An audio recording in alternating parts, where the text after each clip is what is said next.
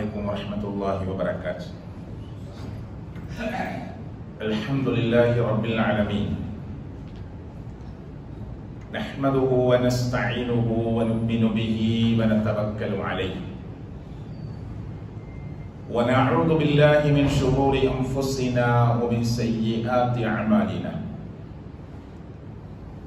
اللهم صل على محمد وعلى آل محمد كما صليت على إبراهيم وعلى آل إبراهيم إنك حميد مجيد. اللهم بارك على محمد وعلى آل محمد كما باركت على إبراهيم وعلى آل إبراهيم إنك حميد مجيد.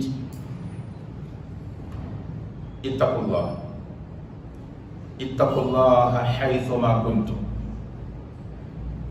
ഏറെ ആദരണീയരായ മുഅ്മിനീങ്ങളെ, മുഅ്മിനാത്തുകളെ, സർവശക്തനായ അല്ലാഹുവിൻ്റെ കാവൽ, അവൻ്റെ കൃപയും അവൻ്റെ കാരുണ്യവും എല്ലാ സമയങ്ങളിലും അല്ലാഹു നമുക്ക് നൽകി നമ്മെ അനുഗ്രഹിക്കുമാറാകട്ടെ. നമ്മിൽ നിന്ന് മരണപ്പെട്ടു പോയ നമ്മുടെ ഉമ്മ ഉപ്പമാരുടെ, ജ്യേഷ്ഠാനിയന്മാരുടെ, ഭാര്യ ഭർത്താക്കന്മാരുടെ ഖബറിടങ്ങളെ അല്ലാഹു വിശാലമാക്കി കൊടുക്കുമാറാകട്ടെ. മരിക്കുമ്പോൾ ലാ ഇലാഹ ഇല്ലല്ലാഹ് എന്ന കലിമത്തു തൗഹീദ് ഉച്ചരിച്ചുകൊണ്ട് മരിക്കാനുള്ള സൗഭാഗ്യം അല്ലാഹു നമുക്ക് പ്രദാനം ചെയ്യുമാറാകട്ടെ.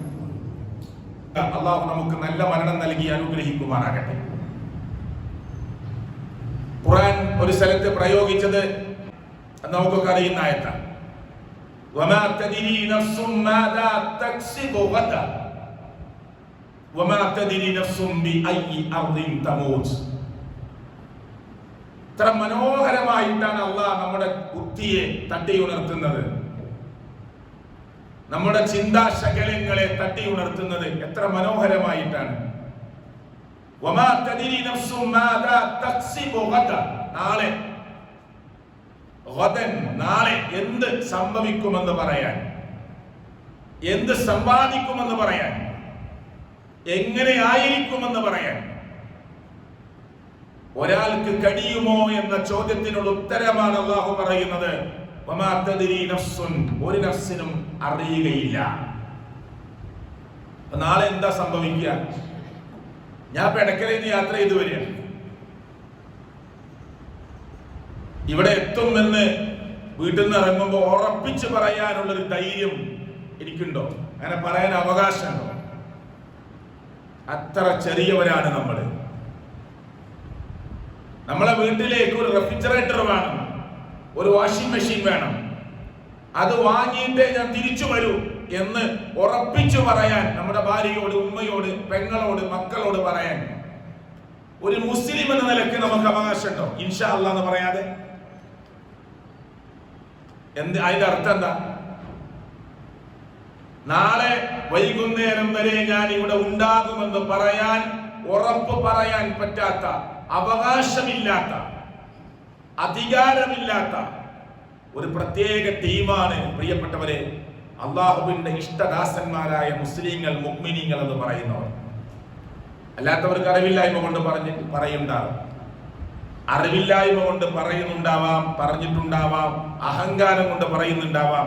ഒരു മുഅ്മിനിന്, ഒരു മുസ്ലിമിന്, ഒരു മുഖ്ലിസിന് അത് പറഞ്ഞുകൂടാ. വമാ തദ്രി നഫ്സുൻ ബിഅയ്യി അർളിൻ തമൂത്.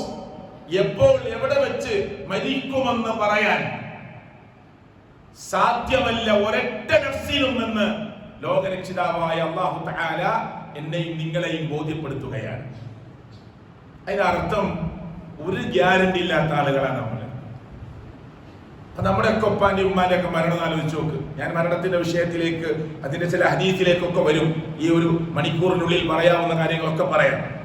നമ്മുടെ വീട്ടിലൊരു മരണം ചിന്തിച്ചു നോക്ക് നിങ്ങൾ. എത്ര മരണങ്ങൾ നമ്മളൊക്കെ നേർക്കാഴ്ചകളായി കണ്ടിട്ടുണ്ട്.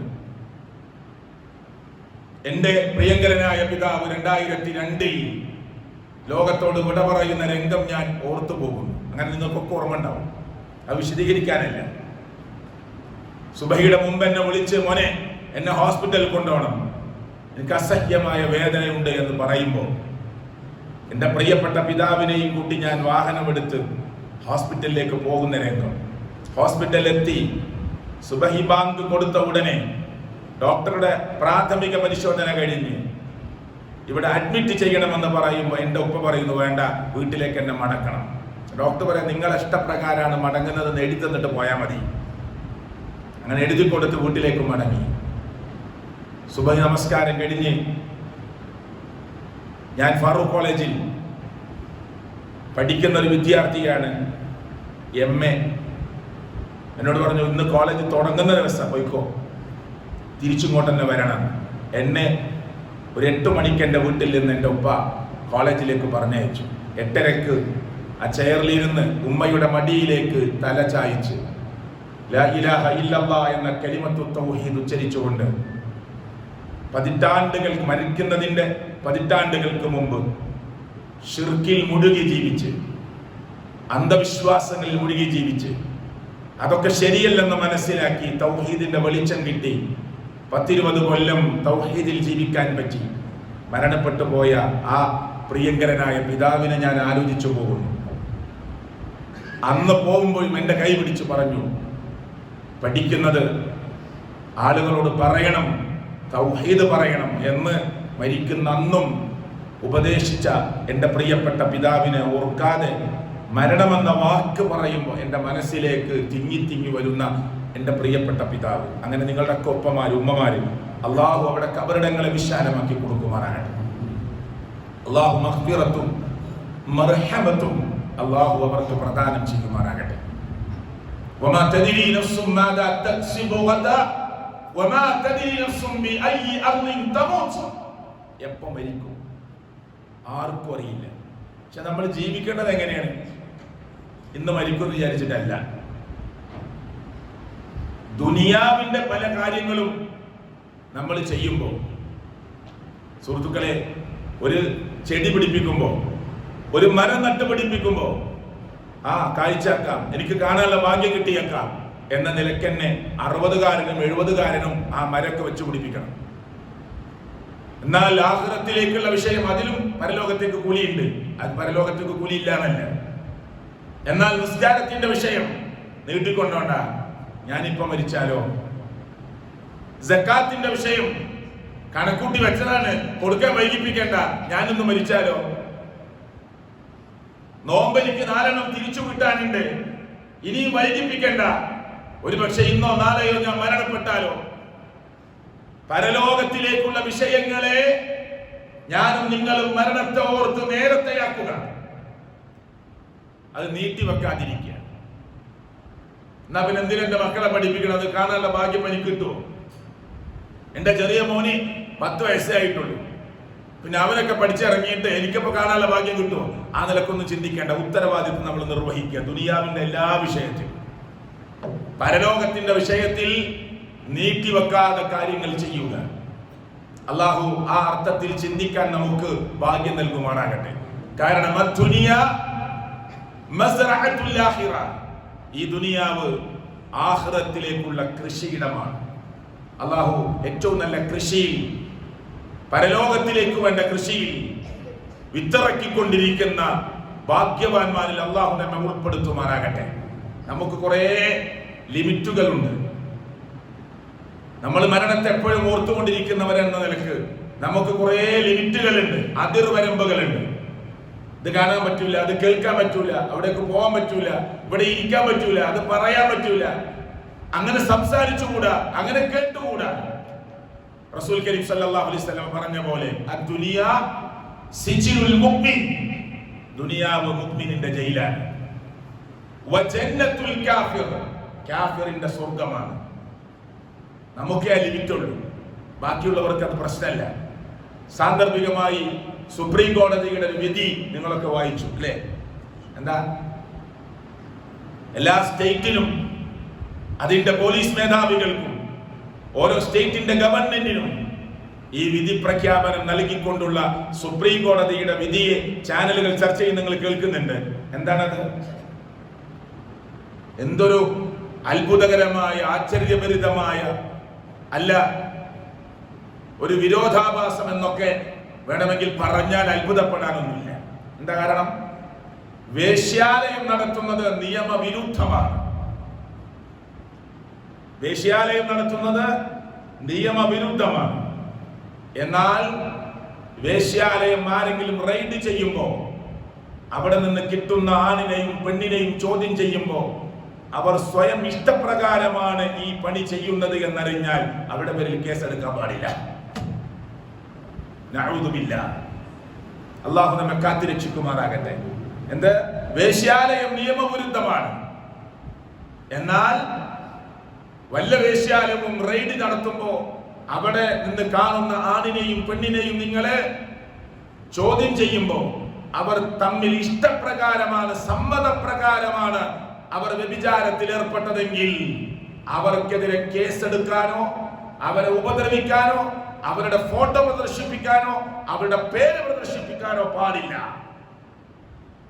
അവരും നാട്ടിലെ പല തൊഴിലാളികളെ പോലെ ശാരീരികമായ ലൈംഗിക തൊഴിലാളികളായി സുപ്രീം കോടതി പ്രഖ്യാപിക്കുന്നു എന്നതാണ് കോടതിയുടെ വിധിയായി ചാനലിൽ ഇന്നും ഇന്നലെയും ഒക്കെ കേട്ടുകൊണ്ടിരിക്കുന്നത്. അള്ളാഹു നമ്മുടെ മക്കളെയും നമ്മയും ഒക്കെ കാത്തിരക്ഷിക്കുമാറാകട്ടെ. ഞാൻ ആ വിഷയത്തിലേക്ക് പോകുന്നില്ല.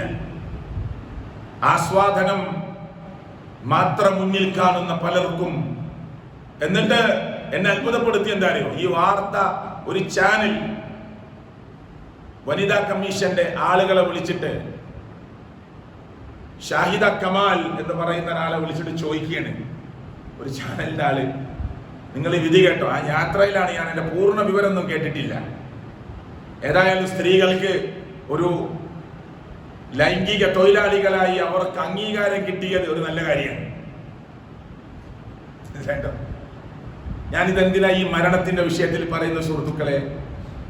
പുതിയ തലമുറ കേട്ടുകൊണ്ടിരിക്കുന്നത് ഈ വാർത്തകളൊക്കെയാണ്. അതിനെ പ്രായോഗികവൽക്കരിക്കാൻ ജനങ്ങൾ എങ്ങനെ കാണും എന്നതിലൊക്കെയാണ് നമ്മൾ ചർച്ച കൊണ്ടുപോകേണ്ടത്. എന്താവട്ടെ, അവരുടെ വാക്കുകളെ തെറ്റും ശരിയും ഞാൻ ഇവിടെ ഏതെങ്കിലും അർത്ഥത്തിൽ നിരൂപണം നടത്താനല്ല ഞാനിത് പറയുന്നത്.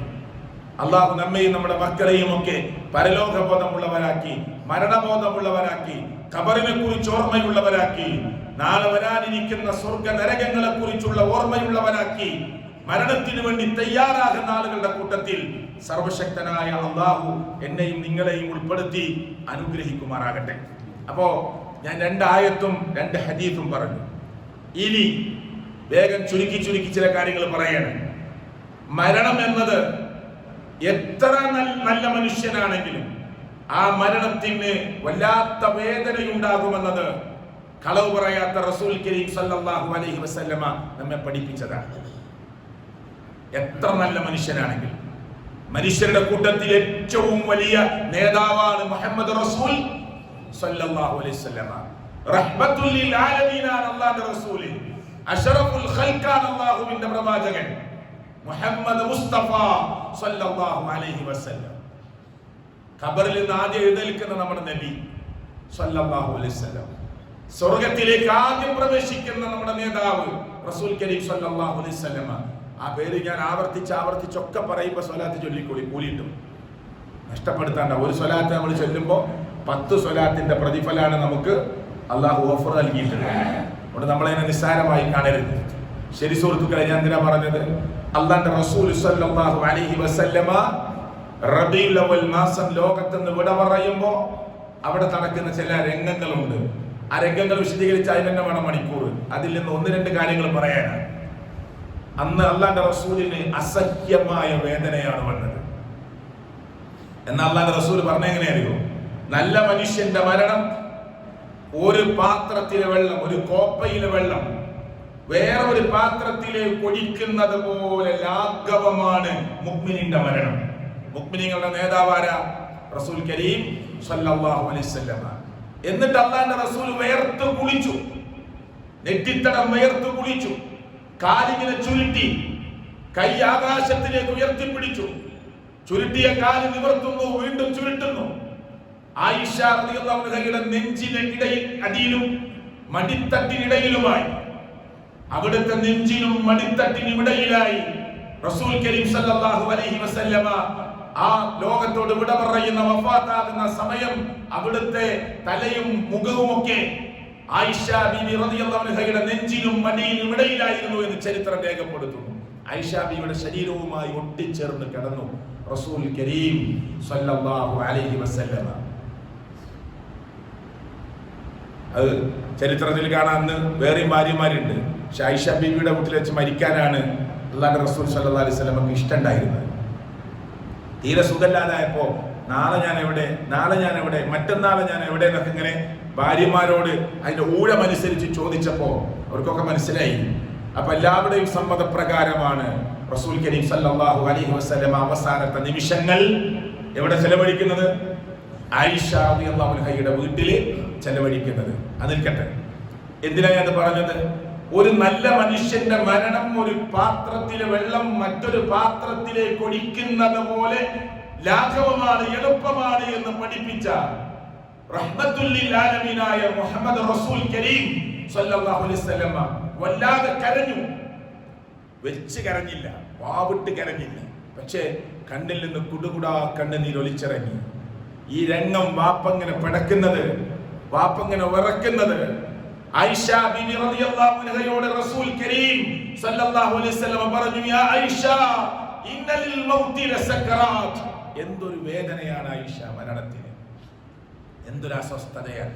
അപ്പൊ ഈ ബറാമി പള്ളിയിൽ വന്ന് എൻ്റെ ജ്യേഷ്ഠ സുഹൃത്തുക്കളുടെ പ്രായമുള്ള, എൻ്റെ ഉപ്പമാരുടെ പ്രായമുള്ള, എൻ്റെ അനിയന്മാരുടെ പ്രായമുള്ള സഹോദരിമാർ, മറ്റു ഉമ്മമാർ പലരും ഉണ്ടല്ലോ ഇവിടെ.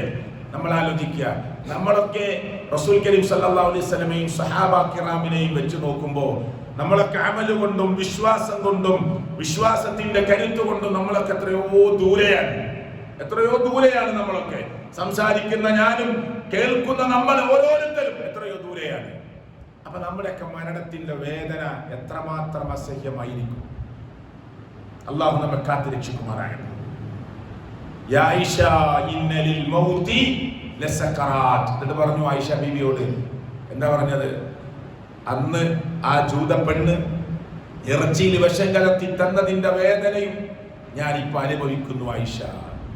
ഇനി അവിടുത്തെ മറ്റു രംഗങ്ങളൊന്നും ഞാൻ ഇപ്പൊ വിശദീകരിക്കണില്ല, മരണം പറയാൻ നമുക്ക് സമയം ഉണ്ടാവില്ല. അതുകൊണ്ടാണ് അവിടുന്ന് പറയുന്നതും പ്രാർത്ഥിക്കുന്നതും ഒക്കെ കുറെ കാര്യങ്ങളുണ്ട്, അങ്ങോട്ട് ഞാൻ കിടക്കുന്നില്ല.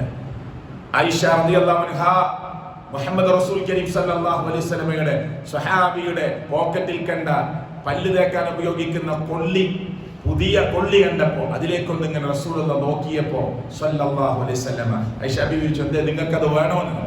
നിങ്ങൾക്കത് വേണോ? ആ കൊള്ളി സഹാബിയുടെ കയ്യിൽ നിന്ന് വാങ്ങിയിട്ട് അത് ആയിഷ ബീവി തന്റെ പല്ലുകൊണ്ട് കടിച്ച് പാകപ്പെടുത്തി. ആ കൊള്ളി ഒന്ന് കടിച്ച് റെഡിയാക്കിയാലേ പല്ല് തേക്കാൻ പറ്റുള്ളൂ. അത് കടിച്ച് റെഡിയാക്കി മുഹമ്മദ് റസൂൽ കരീം സല്ലല്ലാഹു അലൈഹി വസല്ലമയുടെ പല്ലൊന്ന് തേച്ചു കൊടുത്ത്. നമ്മുടെ മരണം പോലെയല്ല മുത്തുനബിയുടെ മരണം. നമ്മുടെ പെർമിഷൻ ചോദിക്കൂല, സമയാവുമ്പോ വിളിക്കലാണ്.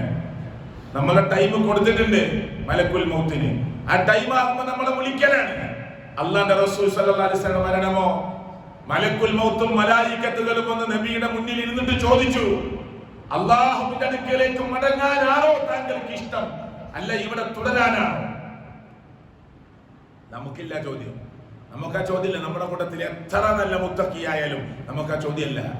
പിന്നെ ഡേറ്റ് ആകുമ്പോൾ വിളിക്കും, സമയമാകുമ്പോൾ വിളിക്കും. റസൂൽ കരീം സല്ലല്ലാഹു അലൈഹി വസല്ലമയോട് ചോദിച്ചു, എന്ത് പോരാനാണോ താല്പര്യം, ഇവിടെ തുടരാനാണോ താല്പര്യം, അല്ലാഹുവിന്റെ അടുക്കലേക്ക് മടങ്ങാനാണോ? റസൂൽ കരീം സല്ലല്ലാഹു അലൈഹി വസല്ലം പറഞ്ഞു, റബ്ബിന്റെ അടുക്കലേക്ക് മടങ്ങാനാണ് എനിക്ക് താല്പര്യം. അങ്ങനെ പെർമിഷൻ വാങ്ങിയിട്ടാണ് റൂഹ് പിടിക്കണത്.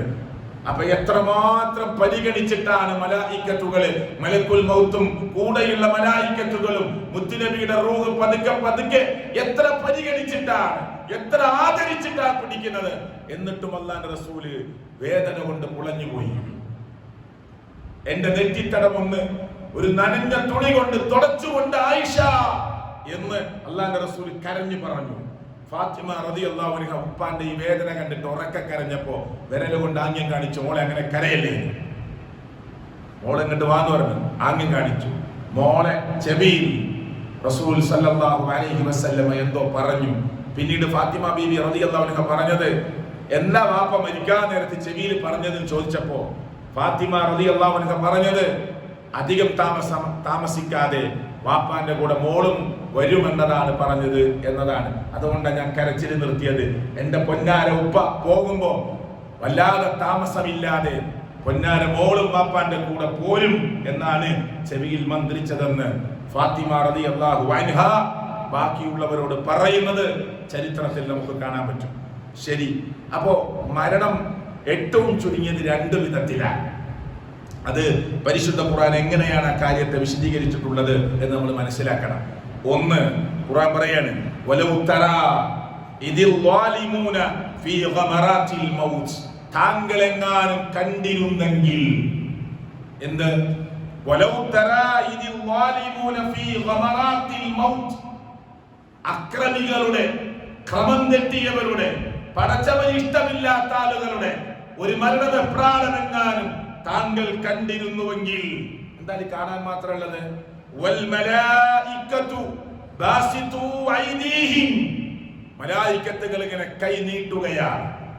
ഈ മരിക്കാൻ കിടക്കുന്ന മനുഷ്യന്റെ അടുത്തേക്ക് രൂപവും കോലവും ഭാവവും സംസാരവും ഒക്കെ പേടിപ്പെടുത്തുന്ന രൂപത്തിലാണ് വരിക. എന്നിട്ട് മലായികത്തുകൾ ബാസിതു ഐദീഹിം. എന്നിട്ട് എന്താ മലക്കുകൾ പറയുന്നത്?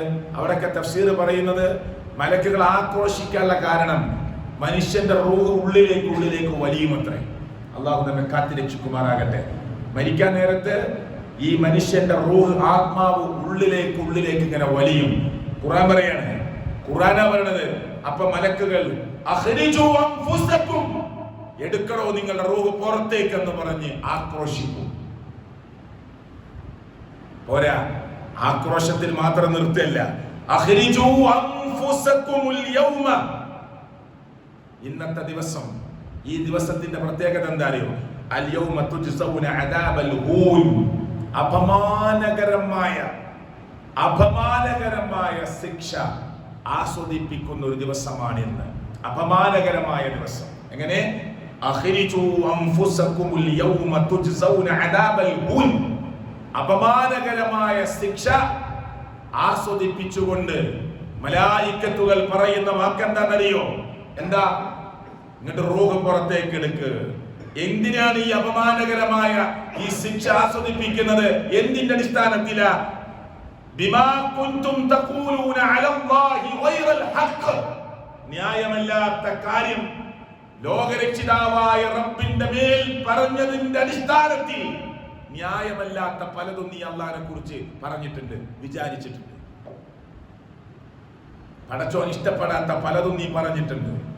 മാത്രമല്ല, അല്ലാഹുവിന്റെ ദൃഷ്ടാന്തങ്ങൾ ഏറെ കണ്ടിട്ടും വകുൻതും അൻ ആയാതിഹി തസ്തക്ബിറൂൻ.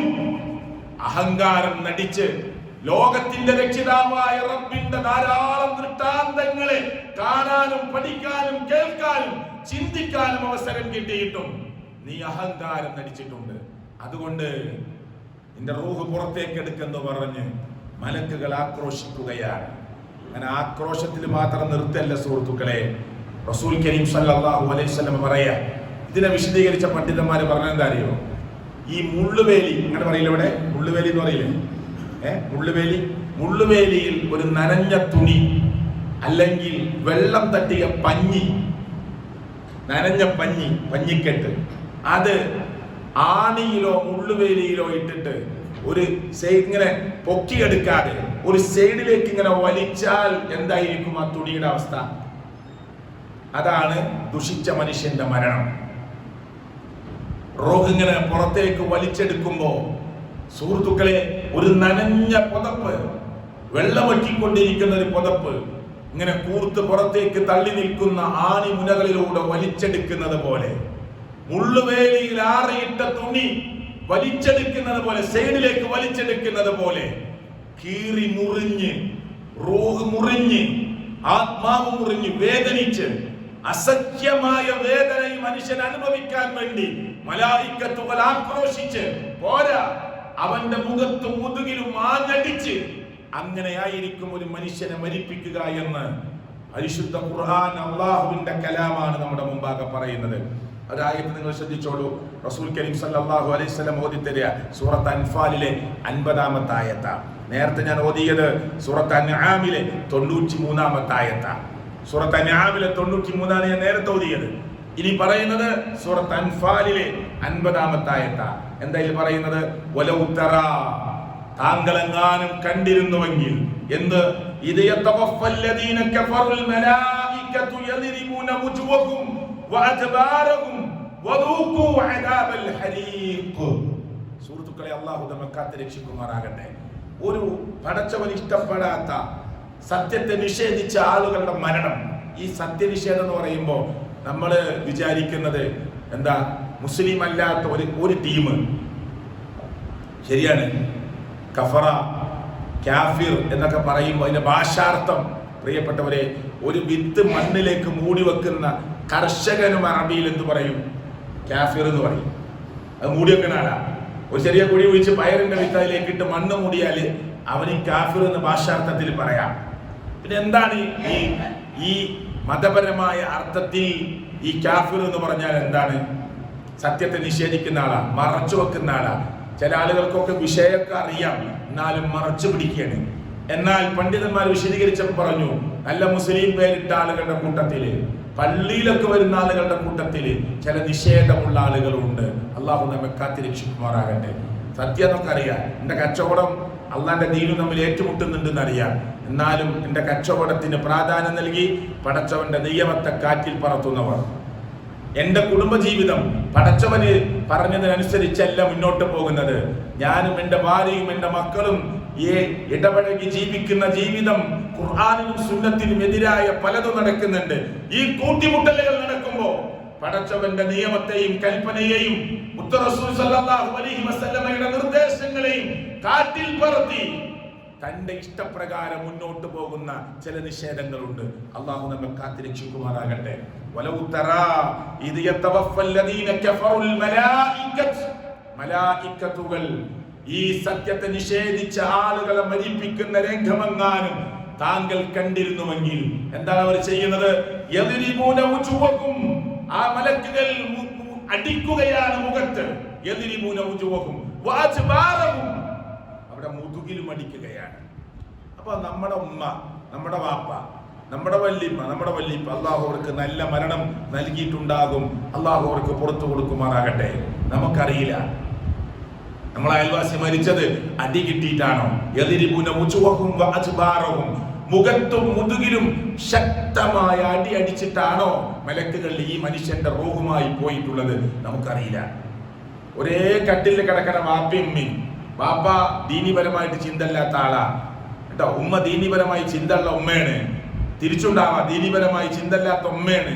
ദീനിപരമായി ആലോചിക്കുകയും ചിന്തിക്കുകയും പ്രാക്ടിക്കലാക്കുകയും ചെയ്യുന്ന വാപ്പയാണ്. തിരിച്ചു മറിച്ചൊക്കെ ഉണ്ടാവാറുണ്ട്. രണ്ടുപേരും നല്ല രൂപത്തിൽ പോകുന്നവരുണ്ട്, രണ്ടുപേരും അല്ലാഹ് ഇഷ്ടപ്പെടാത്ത രൂപത്തിൽ പോകുന്നവരുണ്ട്. ശരി, ഈ കട്ടിലിൽ രണ്ടുപേരും കിടക്കുമ്പോൾ ഒരാളുടെ മരണം സംഭവിക്കുമ്പോൾ, പാതിരാത്രിയിൽ ഒരാളുടെ മരണം സംഭവിക്കുമ്പോൾ തൊട്ടടുത്ത് കിടക്കുന്ന ആൾക്ക് അറിയില്ല ഇയാള് അടി കിട്ടിയിട്ടാണോ മരിക്കുന്നത്, അറിയില്ല. നിങ്ങൾ ഈ മരണം സാധാരണ നല്ല ആരോഗ്യമുള്ള ഒരാളുടെ മരണത്തിന്റെ അടുത്ത് നിന്നാല് നമ്മൾ ആ സമയത്ത് കൈയൊക്കെ അങ്ങോട്ട് കൊടുത്താൽ വിരലിലൊക്കെ ശക്തമായി പിടിക്കും, കട്ടിലിന്റെ സൈഡിലൊക്കെ മുറുക്കി പിടിക്കും കേട്ടോ. നാവ് ഉള്ളിലേക്ക് വലിയും. മരിക്കുകയാണെന്ന് അവൻ എന്നെ മനസ്സിലാകും.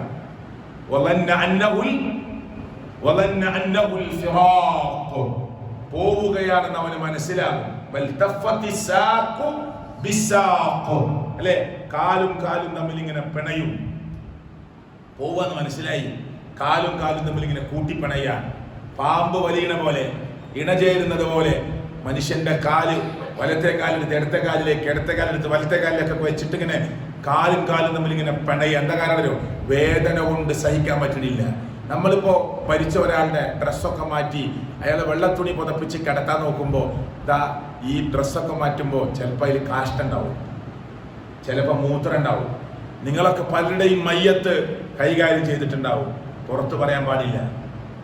മയ്യത്തിന്റെ ഒരു കുറവും നമ്മൾ പുറത്ത് പറയാൻ പാടില്ല. മരിച്ചൊരാളെ കുറിച്ച് വല്ലതും നമുക്ക് പറയാനുണ്ടെങ്കിൽ ഹൈറ് മാത്രം പറയാം. പിന്നെ ജനങ്ങളെ കൂട്ടമായി വഴിപിഴപ്പിച്ച ചില ആളുകളുടെ പേര് പറയാം. അയാൾ എഴുതി വെച്ച പുസ്തകങ്ങളോ അയാൾ പ്രസംഗിച്ചതോ അയാൾ ഉണ്ടാക്കി വെച്ചതോ ആയ കാര്യമുണ്ടെങ്കിൽ അയാൾ കാണിച്ച വഴിയിലേക്ക് പോകരുത് എന്ന് പറയാം. അതൊരു വ്യക്തിയെ ആളുകളുടെ മുമ്പിൽ പരിചയപ്പെടുത്താനോ തേജോവധം ചെയ്യാനോ അല്ല.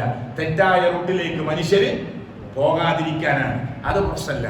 അല്ലാതെ നാട്ടിൽ മരിച്ച മുഹമ്മദിനെ കുറിച്ച്, അഹമ്മദിനെ കുറിച്ച്, ഇബ്രാഹിമിനെ കുറിച്ച്, മൈമൂനയെ കുറിച്ച്, ഫാത്തിമയെ കുറിച്ച് കേട്ടോ, ഓളൊക്കെ എന്തായിരുന്നു, അവരൊക്കെ എന്തായിരുന്നു ഒന്നും പറയണ്ട. നമ്മുടെ അമല് നഷ്ടപ്പെട്ടു പോകും. അപ്പൊ മരിക്കാൻ നേരത്ത് നാവുണ്ടല്ലോ, ഈ പല്ലിനോട് ചേർന്ന് അടുത്തുണ്ടാവില്ല, തൊണ്ടയിലേക്ക് ഇങ്ങനെ വലിയും. വെള്ളം ഒഴിച്ചു കൊടുത്താൽ നമുക്ക് തോന്നും ഒരു കപ്പ് വെള്ളമൊക്കെ അങ്ങോട്ട് പോകുന്നു. പക്ഷെ വെള്ളമൊക്കെ അങ്ങോട്ട് തന്നെ ഒഴിച്ചു പോരും. നാവ് പോയിട്ട് ഇവിടെ ഇങ്ങനെ അടയും, നാവ് ഉള്ളിലേക്ക് വലിയും. പിന്നെ നേരെ സംസാരിക്കാൻ പറ്റുന്നില്ല. പിന്നെ ഒരു ഒറകറ ശബ്ദമാണ് പുറത്തേക്ക് വരുന്നത്. അപ്പോ ഒറകറ ശബ്ദം ഇങ്ങനെ വന്നാൽ പടച്ചോനെ തെറ്റ് സംഭവിച്ചു പോയി, അല്ലാ മനസ്സുകൊണ്ട് പറയാ, ചുണ്ടൊക്കെ ഇളകണുണ്ട്, ഇങ്ങനെ പറയാൻ ശ്രമിക്കുന്നുണ്ട്, കുറെ പ്രശ്നം എന്റെ ഭാഗത്ത് ഉണ്ടായിട്ടുണ്ട്, റബ്ബേ എനിക്ക് പുറത്തുണ്ടാ എന്ന് പറഞ്ഞാൽ ലോകരക്ഷിതാവായ റബ്ബ് അവന്റെ പശ്ചാത്താപം സ്വീകരിക്കുകയില്ല എന്നാണ് മുഹമ്മദ് റസൂൽ സല്ലല്ലാഹു. മരിക്കാൻ ഉറപ്പായി. ഒരു ബൈക്കിൽ, ചെറുപ്പക്കാരെ, എന്റെ അനുജന്മാരെ, നിങ്ങൾ ഇങ്ങനെ ബൈക്കിൽ പോവാ, നല്ല ഷൈൻ ചെയ്യാൻ വേണ്ടിട്ട് ഇങ്ങനെ വേഗതയൊക്കെ കൂട്ടി കോളേജിന്റെ മുമ്പിലൂടെ, സ്കൂളിന്റെ മുമ്പിലൂടെ, കോളേജ് വിട്ട സമയം, സ്കൂൾ വിട്ട സമയം, വെറുതെ ആവശ്യമില്ലാതെ പിശാചിന്റെ പ്രേരണ നിമിത്തം വെറുതെ മൂന്നാളൊക്കെ ഇരുന്ന് ബൈക്കിൽ ഇങ്ങനെ പോണ സമയത്ത് ഒന്ന് എഡ്ജിറങ്ങി ഒരാളുടെ തല ആ എഡ്ജിൽ അടിച്ച്, ടാറിങ്ങിന്റെ സൈഡിൽ അടിച്ച്, അവിടെ അല്ല തൊട്ടടുത്ത് കിടക്കുന്ന ഒരു കരിങ്കല്ലിന്റെ പീസിലടിച്ച് രക്തം ഇങ്ങനെ വാർന്നു പോയി. ഇനി മിണ്ടാൻ കഴിയണില്ല. ഇവരൊക്കെ പറഞ്ഞ നമ്മൾ കേൾക്കുന്നുണ്ട്, തിരിച്ചൊന്നും പറയാൻ കഴിയണില്ല. പക്ഷേ ആ സമയത്ത് നമുക്ക് തോന്നും ഇനി രക്ഷല്ല. അപ്പൊ നമ്മളെ തൊണ്ടയിൽ ഉറകറ ശബ്ദം തുടങ്ങിയിട്ടുണ്ട്. നമ്മൾ ഇവിടെ പറയാണ്, പടച്ചോനെ കുറെ ക്ലാസ് കേട്ടതാ, കുറെ ഹുതുബ കേട്ടതാ, കുറെ പ്രസംഗം കേട്ടതാ, ഉമ്മ കുറെ ഉപദേശിച്ചതാ, വാപ്പ കുറെ ഉപദേശിച്ചതാ, പടച്ചോനെ ഇനി ഒരു ചാൻസ് തന്നാൽ ഞാൻ ഏറ്റവും നല്ലൊരു മനുഷ്യനായി ജീവിക്കാമെന്ന് ആഗ്രഹിക്കാത്ത ഒരൊറ്റ മനുഷ്യനും ലോകത്ത് നിന്ന് മരിച്ചിട്ടുണ്ടാവില്ല. എല്ലാവരും ആഗ്രഹിക്കുന്നത്. പക്ഷേ ആ ശബ്ദം തുടങ്ങിയിട്ടുണ്ട്, മരണം ഉറപ്പായിട്ടുണ്ട് എങ്കിൽ പിന്നെ നിങ്ങളുടെ ഈ വർത്തമാനത്തിന് വിലയില്ല എന്നാണ് അള്ളാന്റെ റസൂൽ സല്ലല്ലാഹു അലൈഹി വസല്ലമ എന്നെയും നിങ്ങളെയും പഠിപ്പിച്ചിട്ടുള്ളത്. അതുകൊണ്ട് നല്ല മരണമായിരിക്കണം നമുക്ക് കിട്ടേണ്ടത്. മലായിക്കത്തുകളുടെ ആക്രോശം കേൾക്കാത്ത, മലായിക്കത്തുകളുടെ അടി കൊള്ളാത്ത, മുതുകിലും മുഖത്തും അടികൊള്ളാത്ത, അടി കിട്ടുക എന്ന് മാത്രമല്ല, പിന്നെ ഈ ആയത്ത് അവസാനിക്കുന്ന എങ്ങനെ, വേദനാജനകമായ ശിക്ഷ ആസ്വദിക്കണോ എന്ന് പറയുന്ന. നമ്മൾ എത്ര കഴിവില്ലാത്ത ആളാണെങ്കിലും, ആരോഗ്യം കുറഞ്ഞ ആളാണെങ്കിലും, നമ്മുടെ മുഖത്തൊരു അടിയടി തന്നിട്ട് എങ്ങനെയുണ്ട് എന്ന് ചോദിച്ചാൽ, എത്ര ആരോഗ്യം കുറഞ്ഞാൽ ഒരു കല്ലെടുത്തിട്ടെങ്കിൽ അറിയാൻ നോക്കും നമ്മൾ, അല്ലേ? തിരിച്ചടിക്കാൻ കഴിയില്ലെങ്കിലും ഒന്ന് മറിഞ്ഞു വീണാലും ശരി ഒന്ന് പ്രതികരിക്കാൻ നോക്കൂ. കാരണം എന്താ, അടിച്ചിട്ട് നമ്മളോട് ചോദിക്കുക എങ്ങനെ ഉണ്ട് അടിയിൽ, ടേസ്റ്റ് ഉണ്ടോ എന്ന്. ഇതാ മരിക്കണ സമയത്ത് നടക്കണത്. നിങ്ങൾ കണ്ടോ, ഖുർആനായി പറയണത് മുഖത്തും മുതുകിലും ഇങ്ങനെ അടിക്കാണ്. യളിരിബൂനാണ് പറഞ്ഞ്, അവർ അടിക്കും. മലായിക്കത്തുകൾ ഇങ്ങനെ അടിക്കാണ്, ഭയങ്കര അടിയാണ്. ആ അടി ഇങ്ങനെ കൊള്ളുന്ന സമയത്ത് മലായിക്കത്തുകൾ പറയാ, വേദനാജനകമായ ശിക്ഷ ആസ്വദിക്കണോ. നേരത്തെ ആയത്ത് പറഞ്ഞതോ, ഇതൊക്കെ നിങ്ങൾക്ക് തരാനുള്ള കാരണം, ഏറ്റവും അപമാനകരമായ ഈ അടിയും വേദനയും ശിക്ഷയും നിങ്ങൾക്ക് ഈ മരണത്തിന്റെ സമയത്ത് തന്നെ തരാനുള്ള കാരണം എന്താ? ബിമാ കുൻതും തഖൂലൂന അലല്ലാഹ് ഗൈറൽ ഹഖ്, അല്ലേ? ന്യായമല്ലാത്ത പലതും നിങ്ങൾ അള്ളാഹിനെ കുറിച്ച് പറഞ്ഞിട്ടുണ്ട്. പിന്നെ പടച്ചോനെ തൊട്ട്, അവന്റെ ദൃഷ്ടാന്തങ്ങളെ തൊട്ട് വല്ലാത്ത അഹന്തയും അഹങ്കാരവും ഗർവും നിങ്ങൾ നടിച്ചിട്ടുണ്ട്. അതുകൊണ്ട് വിടുന്ന പ്രശ്നമില്ലടോ. ഇന്നു മുതൽ തുടങ്ങുകയാണ് ഏറ്റവും അപമാനകരമായ ശിക്ഷ. പിന്നെ ആരുണ്ട് നമ്മുടെ കൂടെ? ആരാണുള്ളത്? അല്ല ചോദിച്ചില്ലേ ആരാണ്ട്? നമ്മൾ മരിക്കാൻ നേരത്ത് ഷിഹാബടക്കര എന്ന് പറഞ്ഞാൽ ഞാൻ മരിക്കുക, എന്റെ ഭാര്യ, എന്റെ മക്കൾ, എന്റെ ഉമ്മ എല്ലാരും അടുത്തുണ്ട്. പക്ഷേ അല്ല ചോദിക്കുന്നുണ്ട്, ആരുണ്ട് നിനക്ക് വേണ്ടി മന്ത്രിക്കാൻ, ആശ്വാസത്തിന്റെ വാക്ക് പറയാൻ, സമാധാനിപ്പിക്കാൻ? സമാധാനിപ്പിച്ചിട്ട് എന്താ കാര്യം? ആരുണ്ട് നമുക്ക് വേണ്ടി മന്ത്രിക്കാൻ? ഒരാൾ മന്ത്രിച്ചിട്ടും കാര്യമില്ല. നമ്മുടെ അമലുമായി നമ്മൾ പോവാണ്, നമ്മൾ യാത്ര തുടങ്ങുകയാണ്, ഒറിജിനൽ ജീവിതത്തിലേക്കുള്ള തുടക്കം കുറിക്കുകയാണ്. സർവശക്തനായ റബ്ബ് ഏറ്റവും നല്ല മരണം നൽകി എന്നെയും നിങ്ങളെയും അനുഗ്രഹിക്കുമാറാകട്ടെ. അതുകൊണ്ട് ആയത്ത് നമുക്കതറിയാം, ഏത്? കല്ലാ ഇദാ ബലഗത്തി തറാഖി വഖീല മൻ റാഖ്. അല്ലേ, പറഞ്ഞില്ലേ? എന്താണ് അർത്ഥം? മന്ത്രിക്കാൻ ആരുണ്ട്? ഞാൻ ഈ പറഞ്ഞതിന്റെ ആശയമാണ് നമുക്ക് എല്ലാവർക്കും അറിയുന്ന ആയത്താ. ഇതൊക്കെ നമുക്ക് എല്ലാവർക്കും അറിയുന്ന ആയത്താണ്. എന്താ ചോദിക്കുന്നത് ഖുർആൻ? വഖീല മൻ റാഖ്. ആരാ മന്ത്രിക്കാനുള്ളത്? കോടീശ്വരന്മാരാ നമ്മളെ മക്കള് എന്ന് വിചാരിച്ചോളൂ. എന്താ കാര്യം? ലക്ഷങ്ങൾ ചെലവഴിക്കാൻ റെഡിയാണ്. നമ്മുടെ ഒരു ആദർശ ബന്ധു കല്യാണം കഴിഞ്ഞ ഉടനെ തളർന്നുപോയി. നിങ്ങളൊക്കെ കേട്ടിട്ടുണ്ടാവും അദ്ദേഹത്തെ കുറിച്ച് കേട്ടോ. കല്യാണം കഴിഞ്ഞ ഉടനെ അയാൾ തളർന്നു. ഭാര്യയോട് പറഞ്ഞു, ഒഴിവാക്കി തരാം, നിനക്കൊരു ജീവിതം കിട്ടും. ഡോക്ടർമാർ പറഞ്ഞ് നീ കേട്ടില്ലേ, ഇനി ലൈഫിൽ ഞാൻ എണീക്കൂല, ഈ വാട്ടർ ബെഡിൽ കിടക്കാന്നല്ലാതെ, ഈ ബെഡിൽ കിടന്ന് ആരെങ്കിലും വാരിത്തരുന്ന വല്ല അരച്ചു തരുന്ന ചോറ് കഴിക്കുക, കഞ്ഞി പോലെ കുടിക്കുക, സ്പൂണിൽ അല്പം വയറ്റിലേക്ക് ഇറക്കാന്നല്ലാതെ, പിന്നെ കുറച്ച് കഴിഞ്ഞിട്ട് വല്ല പൈപ്പിട്ടിട്ട് വയറ്റിലേക്ക് ഇറക്കാന്നല്ലാതെ എനിക്ക് എണീക്കാൻ കഴിയില്ല എന്ന് ഡോക്ടർമാരൊക്കെ വിധി എഴുതിയത് നീ കേട്ടില്ലേ? അതുകൊണ്ട് കല്യാണം കഴിഞ്ഞിട്ട് കുറെ ആയിട്ടില്ല, പൊയ്ക്കോ മോളെ കേട്ടോ, എനിക്ക് ഞാൻ ഒഴിവാക്കി തരാം, നിനക്കൊരു ജീവിതം കിട്ടും. ആ സ്ത്രീ പറഞ്ഞു, ഇല്ല, ഞാൻ പോകുന്നില്ല. നിങ്ങളെ പരിപാലിച്ച്, നിങ്ങൾക്ക് വേണ്ട ഒത്താശ ചെയ്ത്, നിങ്ങൾക്ക് വേണ്ട എല്ലാ സൗകര്യങ്ങളും ഒരുക്കി തന്ന്, നിങ്ങളെ നോക്കിയതിന്റെ പേരിൽ എനിക്ക് സ്വർഗം കിട്ടാനാണ് ഞാൻ ആഗ്രഹിക്കുന്നത്. 1 കൊല്ലം 2 കൊല്ലം 3 കൊല്ലമല്ല, 10 അല്ല, 20 അല്ല, 30 അല്ല, 40 കൊല്ലത്തോളം ആ മനുഷ്യനെ അതേ കിടപ്പിൽ കിടത്തി നോക്കി. നിങ്ങളൊക്കെ വായിച്ചിട്ടുണ്ടാവും ആ മനുഷ്യനെ കുറിച്ച് കേട്ടോ. എന്നിട്ട് മരിക്കുന്ന 2 വർഷം മുമ്പ് മരിക്കുമ്പോ ആ മനുഷ്യന്റെ ഭാര്യ ഡോക്ടർമാരോട് പറഞ്ഞത്രേ, എന്റെ സലീം ഖാനെ, എനിക്ക് സ്വത്തുണ്ട്, ചെറിയ പറമ്പൊക്കെ ഉണ്ട്, അത് എന്ത് വെച്ചിട്ട് എവിടെ കൊണ്ടുപോകാനും ഞാൻ റെഡിയാണ്, എവിടെ കൊണ്ടുപോകാനും റെഡിയാണ്. അല്പകാലം കൂടി എനിക്ക് പരിപാലിക്കാൻ കിട്ടുമെങ്കിൽ സ്നേഹത്തോടെ ഇഷ്ടത്തോടെ എന്റെ ഇക്കാനെ നോക്കാൻ ഞാൻ റെഡിയാണ്. അതിന് എവിടേക്കെങ്കിലും മാറ്റണമെങ്കിൽ നിങ്ങൾ പറയണം. ഏതെങ്കിലും സൂപ്പർ സ്പെഷ്യാലിറ്റി ഹോസ്പിറ്റലിലേക്ക് കൊണ്ടുപോകണമെങ്കിൽ നിങ്ങളൊന്ന് പറയണമെന്ന് പറഞ്ഞ് ഡോക്ടർമാരുടെ മുമ്പിൽ വിതുമ്പിയ ഒരു സഹോദരിയുടെ ചിത്രം ഞാനും നിങ്ങൾ 2 വർഷം മുമ്പ് വായിച്ചിട്ടുണ്ട് കേട്ടോ. അള്ളാഹു അവർക്ക് അർഹമായ പ്രതിഫലം കൊടുക്കുമാറാകട്ടെ. അർഹമായ പ്രതിഫലം. അതൊക്കെ പരലോകത്തെ പ്രതീക്ഷിച്ച് നടത്തുന്ന ജീവിതമാണ്. പരലോകത്തെ പ്രതീക്ഷിച്ച് 5ഉം 10ഉം കൊല്ലല്ല, ഒരു മനുഷ്യനെ ഒരു വാട്ടർ ബെഡിൽ കിടത്തി ഒരു 4 പതിറ്റാണ്ടൊക്കെ നോക്കി, എന്നിട്ട് മരിക്കുമ്പോ മനസ്സിനുള്ളിൽ ഇതിനേക്കാൾ നല്ലത് ഇങ്ങനെ കിടക്കുന്നതിനേക്കാൾ നല്ല മരിക്കാണ്, എന്റെ അക്ക പ്രയാസപ്പെടണ്ടെന്ന് പോലും ചിന്തിക്കാതെ മറിച്ച് എന്റെ ഇനിയും നോക്കാൻ കിട്ടുകയാണെങ്കിൽ ഞാൻ നോക്കാൻ റെഡിയാണ് എന്ന വല്ലാത്ത മനസ്സിന്റെ ഉടമയായി നിന്ന ഒരു സഹോദരിയെ കുറിച്ച് കേട്ടിട്ടുണ്ട്. അള്ളാഹു അവർക്ക് അർഹമായ പ്രതിഫലം നൽകി അനുഗ്രഹിക്കുമാറാകട്ടെ. ഞാനത് സാന്ദർഭികമായി പറഞ്ഞതാണ് സുഹൃത്തുക്കളെ. അപ്പോ നമ്മൾ നമ്മുടെ മരണത്തെ മുന്നിൽ കണ്ടുകൊണ്ടുള്ള ഒരു നീക്കമാണ് നമ്മുടെ മുമ്പിൽ ഉണ്ടാകേണ്ടത്. നമ്മുടെ മരണം ഉറപ്പാകുമെന്ന് ഞാൻ പറഞ്ഞു. ആ സമയം നമുക്കൊക്കെ അറിയും. ഞാൻ പോവാണ്. ലോകത്ത് ഒരാൾ നിഷേധിക്കാത്തൊരു കാര്യം, നമ്മൾ ജനിച്ചിട്ടുണ്ടെങ്കിൽ പിന്നെ മരിക്കും എന്നുള്ള കാര്യമാണ്. അതാരും നിഷേധിക്കുന്നില്ല. ലോകത്ത് ഒരു ലിബറലിസ്റ്റുകളും നിഷേധിക്കുന്നില്ല, ഒരു നിരീശ്വരവാദികളും നിഷേധിക്കുന്നില്ല. അതുകൊണ്ട് നമ്മൾ അതിന് സമയം കളയേണ്ട ആവശ്യമില്ല. സർവശക്തനായ റബ്ബ് ഈ മരിക്കുന്ന സമയത്ത് ഏകനായ റബ്ബിനെ കുറിച്ച് ആലോചിച്ച് ലാ ഇലാഹ ഇല്ലല്ലാഹ് എന്ന കലിമത്തു തൗഹീദ് ഉച്ചരിച്ചുകൊണ്ട് മരിക്കാനുള്ള ഏറ്റവും വലിയ സഅദത്ത് അല്ലാഹു എനിക്കും നിങ്ങൾക്കും പ്രദാനം ചെയ്യുമാറാകട്ടെ. അപ്പൊ ഇതാണ് ഒരു ദുഷിച്ച മരണത്തിന്റെ ചിത്രം. ഇനി കുറെ വിശദീകരിക്കുകയാണെങ്കിൽ, ഒരു നല്ല മനുഷ്യന്റെ മരണമോ, നല്ല വേഷം, നല്ല രൂപം, നല്ല സംസാരം, പിന്നെ മലായിക്കത്തുകൾ വന്നിട്ട് മലക്കുൽ മൗത്ത്. ചില ആളുകള് മലക്കുൽ മൗത്തിന് ഒരു പേര് പറയാറുണ്ട്. എന്താ പറയല്? എന്താണ്? ഇസ്രായേൽ അല്ലേ? അങ്ങനെ ഒരു പേര് സത്യത്തിൽ ഖുർആനിലും ഹദീസിലൊന്നും ഇല്ല. നമ്മൾ പറയരുത്. അങ്ങനെ അല്ലാഹുവിന്റെ റസൂൽ അങ്ങനെ ഒരു പേര് പഠിപ്പിച്ചിട്ടില്ല, സ്വഹാബത്തും പഠിപ്പിച്ചിട്ടില്ല. പിന്നെ ആരോ പറഞ്ഞ് അങ്ങനെ ഇസ്ലാമിക ചരിത്രത്തിലേക്ക് കയറി വന്നതാണ്. ശരിക്കും ഖുർആനും ഹദീസൊക്കെ പഠിപ്പിച്ചത് മലക്കുൽ മൗത്ത് എന്നാണ്. ഒരു പേര് അള്ള പറയാതെ നമ്മൾ പറയാൻ പാടില്ല കേട്ടോ. പറഞ്ഞ കുറേ മലക്കിന്റെ പേരുണ്ട്. പക്ഷെ ആ കൂട്ടത്തിൽ മരണ ഡ്യൂട്ടി ഏറ്റെടുത്ത മലക്ക്, അള്ള ഏൽപ്പിച്ച മലക്കിന്റെ പേര് അള്ളാഹും റസൂലും പറഞ്ഞിട്ടില്ല. അപ്പൊ നമ്മൾ വെറുതെ പേര് പറയരുത്, സാന്ദർഭികമായി പറഞ്ഞതാണ്. ഖുർആനും ഹദീസും നമ്മളെ പഠിപ്പിച്ചത് മലക്കുൽ മൗത്ത് എന്നാണ്. മരണത്തിന്റെ ഡ്യൂട്ടി പടച്ചോൻ ഏൽപ്പിച്ചിരിക്കുന്ന മലക്ക്. ശരി, ആ മലക്കുകൾ, ആ മലക്കും മലക്കിന്റെ കൂടെയുള്ള മലായിക്കത്തുകളും വരുമ്പോ ഒരു നല്ല മനുഷ്യനാ മരിക്കണത്.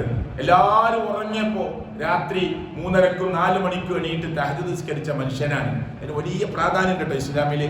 ഞാൻ വിശദീകരിച്ച് പറയാനല്ല, അതിന് വലിയ പ്രാധാന്യമുണ്ട്. കാരണം ബാക്കി നിസ്കാരം പോലൊന്നുമല്ല. ആ ഫർദ് നമസ്കാരങ്ങളൊക്കെ നമ്മൾ ചെയ്യുന്നതാണ്, വലിയ പ്രാധാന്യമുള്ളതാണ്.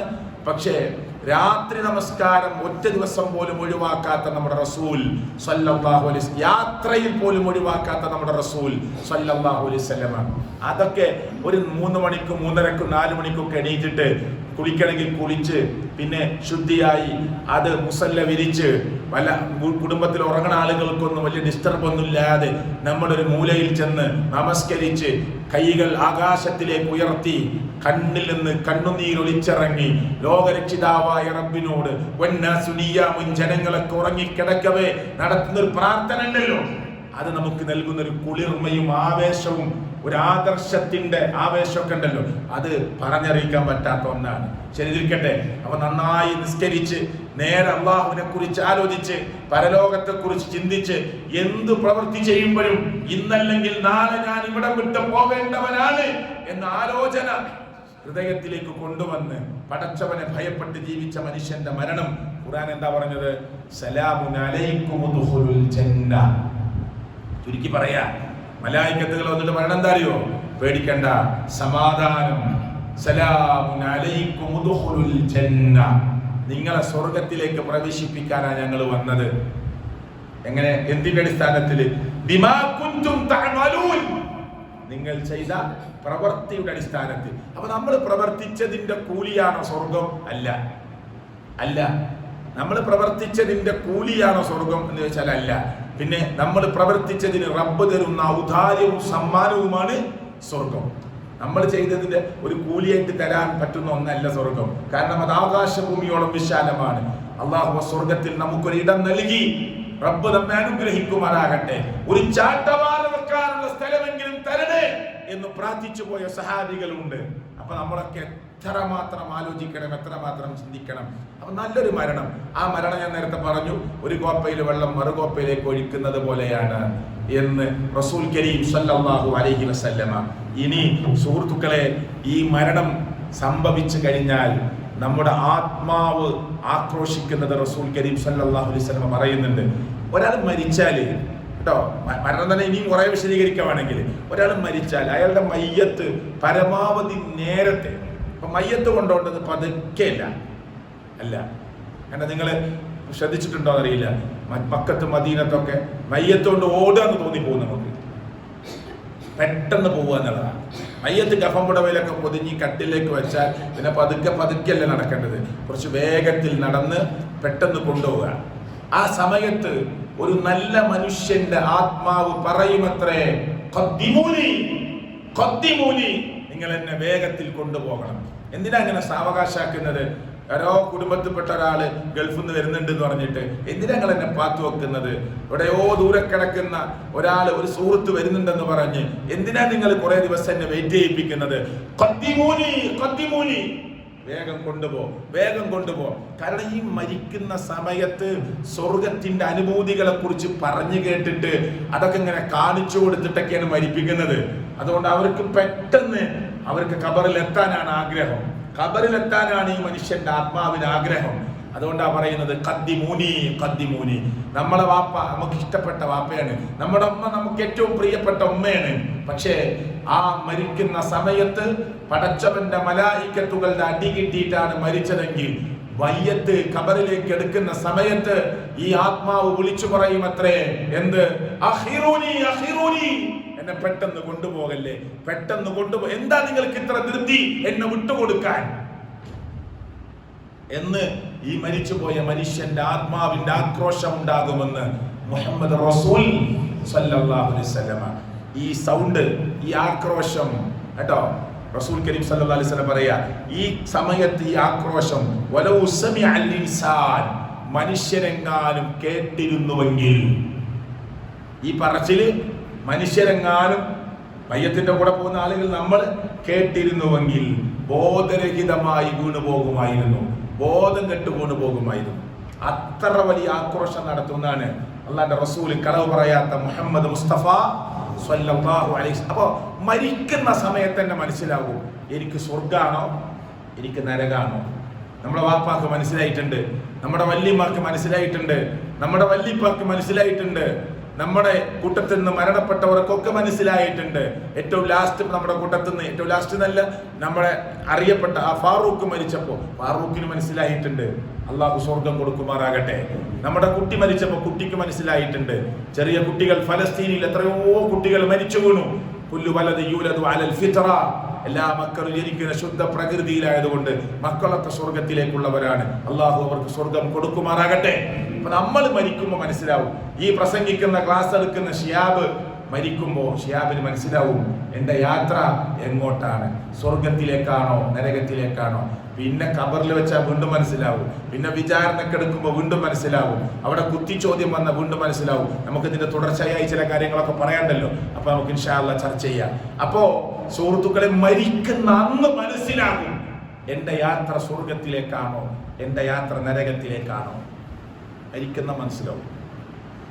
ഖബറിലേക്ക് നോക്കുമ്പോൾ രണ്ടാമത് മനസ്സിലാകും. റസൂലുള്ളാഹി സ്വല്ലല്ലാഹു അലൈഹി വസല്ലമ പറഞ്ഞത് പരലോകത്തിലേക്കുള്ള ഒന്നാമത്തെ മൻസിലാണ് ഖബർ. ഖബറിനെ കുറിച്ചൊക്കെ നമുക്ക് ഇൻഷാ അല്ലാഹ് അടുത്ത ക്ലാസ്സിൽ വേണമെങ്കിൽ ഇൻഷാ അല്ലാഹ് അത് പറയാം. ഞാൻ ഒരു സൂചന ഇപ്പൊ പറയാം. റസൂലുള്ളാഹി സ്വല്ലല്ലാഹു അലൈഹി വസല്ലമ പറഞ്ഞെന്താ അറിയോ? വഇന്നൽ കാഫിറ, സത്യത്തെ നിഷേധിച്ച ഒരാൾ, ഫദകറ മൗതഹു, അവന്റെ മരണം നടന്നു. ഖാല, റസൂൽ കരീം സല്ലല്ലാഹു അലൈഹി വസല്ലം മരിച്ചപ്പോ സത്യത്തെ നിഷേധിച്ച ഒരാളായിട്ടാണ് അയാൾ മരിച്ചതെങ്കിൽ വതുആദു റൂഹുഹു ഫീ ജസദിഹി, ഖബറുമായി ബന്ധപ്പെട്ട കാര്യം പറയുന്ന സ്ഥലത്ത് അത് പറയുന്നത് അയാളുടെ റൂഹ് അയാളുടെ ബോഡിയിലേക്ക് വീണ്ടും മടക്കി കൊടുക്കും. എന്നിട്ട് വയഅതീഹി മലക്കാനി, അപ്പൊ നമ്മള് ഖബറിനടുത്ത് എന്നിട്ട് നമ്മൾ തസ്ബീത്ത് ചൊല്ലുന്നുണ്ട്. അപ്പൊ നമ്മൾ ഈ ചൊല്ലുന്ന തസ്ബീത്ത് ഉണ്ടല്ലോ, അല്ലാഹുമ്മ സബ്ബിതുഹു ഇൻദ സുആൽ, അല്ലാഹുമ്മ അൽഹിംഹുൽ ജവാബ്, അല്ലാഹുമ്മ ജാഫിൽ ഖബറ അൻ ജംബൈ, അല്ലാഹുമ്മ ഗഫിർ ലഹു വർഹംഹു എന്ന് തുടങ്ങുന്ന നമ്മുടെ തസ്ബീത്ത് ഉണ്ടല്ലോ. ഈ തസ്ബീത്ത് ഇതുപോലെ അല്ലാഹുവിന്റെ റസൂൽ ഒറ്റ ഹദീസിൽ പറഞ്ഞിട്ടില്ല. മനസ്സിലായില്ലേ? ഒരാളെ ഇതേപോലെ ഈ 5 സെന്റൻസ് പ്രാർത്ഥനകളും ഒരു ഹദീസിൽ കാണിച്ചു കൊടുക്കാൻ പറഞ്ഞാൽ കിട്ടൂല. പിന്നെ അല്ലാഹുവിന്റെ റസൂൽ സ്വല്ലല്ലാഹു അലൈഹി വസല്ലം ഖബറിലേക്ക് വെച്ചിട്ട് മൂടുകല്ല് വെച്ചിട്ട് നമ്മൾ മണ്ണ് വാരിയിട്ട്, പ്രിയപ്പെട്ടവരെ, ഖബർ മൂടിക്കഴിഞ്ഞതിന് ശേഷം തസ്ബീത്ത് ചെല്ലേണ്ടത്. ഖബർ മൂടിക്കഴിഞ്ഞതിന് ശേഷമാണ്. ചില ആളുകൾ ഖബറിന്ന് ആളങ്ങോട്ട് കയറി മൂടുകല്ല് വെച്ച് കയറിയപ്പോഴേക്കും എന്താവും തസ്ബീത്ത് തുടങ്ങലുണ്ട്. ഇല്ല, ഖബർ മൂടിയതിന് ശേഷമാണ് എന്ത് ചൊല്ലേണ്ടത്? തസ്ബീത്ത് ചൊല്ലേണ്ടത്. നിൽക്കട്ടെ, അത് വേറെ വിഷയമാണ്. ഞാൻ പറയുന്നത് ഈ തസ്ബീത്ത് ചൊല്ലാൻ നിങ്ങൾ മയ്യത്തിന് വേണ്ടി കേട്ടോ ഉറപ്പ് കിട്ടാൻ വേണ്ടി ചോദിക്കണം, മയ്യത്തിന് പുറത്ത് കിട്ടാൻ വേണ്ടി ചോദിക്കണം, മയ്യത്തിന് കാരുണ്യം കിട്ടാൻ വേണ്ടി ചോദിക്കണം, ഖബറിന്റെ കുടിസതയിൽ നിന്ന് രക്ഷപ്പെടാൻ വേണ്ടി ചോദിക്കണം എന്നത് വ്യത്യസ്ത സമയങ്ങളിലായി അല്ലാഹുവിന്റെ റസൂൽ സ്വല്ലല്ലാഹു അലൈഹി വസല്ലം പറഞ്ഞതിനെ പണ്ഡിത ലോകം ഇജ്മാഇന്റെ അടിസ്ഥാനത്തിൽ ഉണ്ടാക്കിയ തസ്ബീത്താണ് നമ്മൾ ചൊല്ലിക്കൊണ്ടിരിക്കുന്നത്. അതല്ലാതെ ഈ ചൊല്ലുന്ന അല്ലാഹുമ്മ സബ്ബിത്ഹു ഇൻദ സുആൽ എന്നുള്ള ആ മൊത്തം തസ്ബീത്ത് ഒരു ഹദീസിൽ കാണിച്ചു തരാൻ പറഞ്ഞാൽ കാണിച്ചു തരാൻ കഴിയില്ല. അത് വ്യത്യസ്ത ഹദീസിൽ നിന്ന് എടുത്തിട്ട് പണ്ഡിത ലോകം ഉണ്ടാക്കിയ ഒരു ഇജ്മാഇന്റെ അടിസ്ഥാനത്തിലാണ് നമ്മൾ ഈ തസ്ബീത്ത് ചൊല്ലിക്കൊണ്ടിരിക്കുന്നത് എന്ന് സാന്ദർഭികമായി മനസ്സിലാക്കുക. നമ്മൾ അവിടെ നിന്ന് തസ്ബീത്ത് ചൊല്ലി ഒരു മൃഗത്തെ അറുത്ത് അതിനെ ശരിയാക്കി അതിന്റെ മാംസം വിതരണം ചെയ്യാവുന്ന ഒരു സമയം, അത്ര സമയം നമ്മൾ തസ്ബീത്തിനെ ചോദിക്കാനാണ് പറഞ്ഞത്. അങ്ങനെ നമ്മൾ അവിടെ ഖബറും വിട്ട് നമ്മൾ തിരിച്ചു പോകുമ്പോ നമ്മുടെ കാലടി ശബ്ദം ഖബറിലേക്ക് കേൾക്കുമാർ അപ്പോഴേക്കും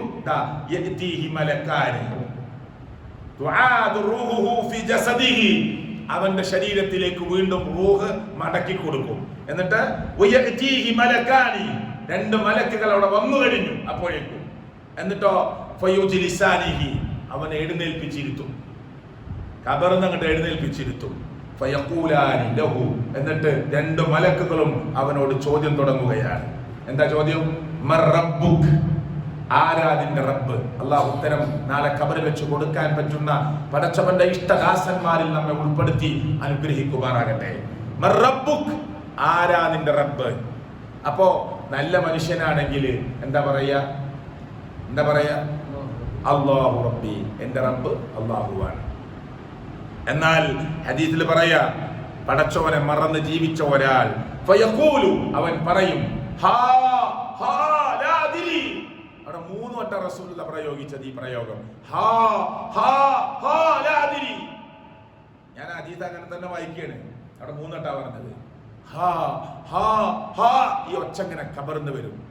ലാ അദ്രി എനിക്കറിയില്ല.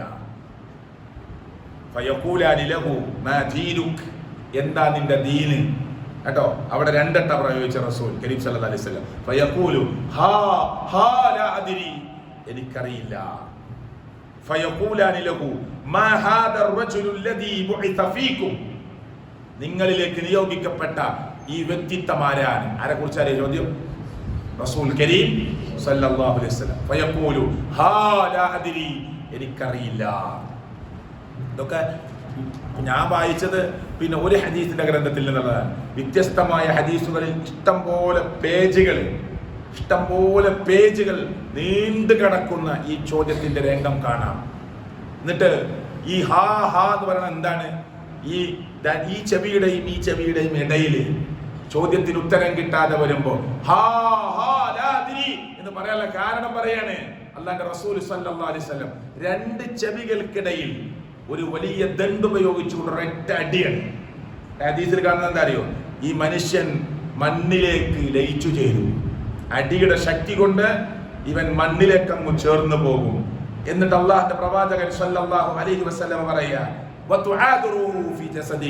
വീണ്ടും ആ അടിയിൽ അവന്റെ റൂഹ് നഷ്ടപ്പെട്ടതുപോലെ അതിശക്തമായ അടിയാണ്. വീണ്ടും അവനെ മടക്കും, വീണ്ടും അവനെ എഴുന്നേൽപ്പിച്ചിരുത്തും. അടുത്ത ചോദ്യം വരും. ഉത്തരമില്ലെന്ന് കാണുമ്പോൾ 2 ചെവികൾക്കിടയിൽ അതിശക്തമായ അടി വരും. വീണ്ടും അവൻ മണ്ണിലേക്ക് ചേർന്ന് പോകും. ഇതൊക്കെ അല്ലാഹുവിന്റെ റസൂൽ സല്ലല്ലാഹു അലൈഹി വസല്ലം നമ്മോട് പറയാ. ഇന്ന റസൂലുള്ളാഹി സല്ലല്ലാഹു അലൈഹി വസല്ലം ഖാല ഇന്നൽ ഖബറ അവ്വലു മൻസിലിൻ മിൻ മനാസിലിൽ ആഖിറ. ഹദീസിന്റെ ഗ്രന്ഥത്തിൽ ഖബറിനെ കുറിച്ച് എത്ര വിശദീകരിച്ചിട്ടുണ്ട് സുഹൃത്തുക്കളെ, മരണത്തെ കുറിച്ച് എത്ര വിശദീകരിച്ചിട്ടുണ്ട്.